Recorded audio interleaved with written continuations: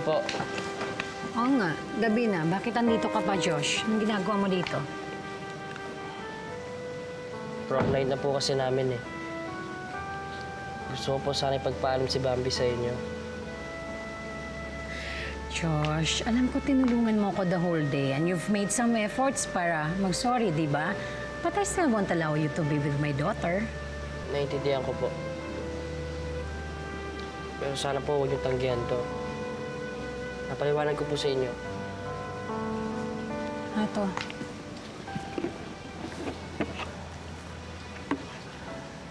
Chance. Bakit? Yan po hinihingi ko sa inyo eh. Isa pa pong chance.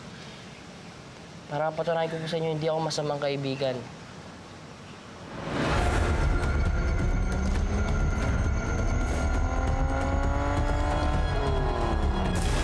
Yun naman po pinapakahawakan ko eh.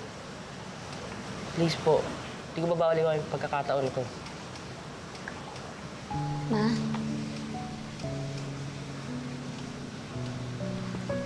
Alright, sige, sige. Okay.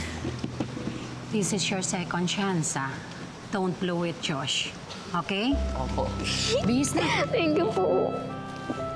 Bilis. Bilis, bihis. Baka malate kayo.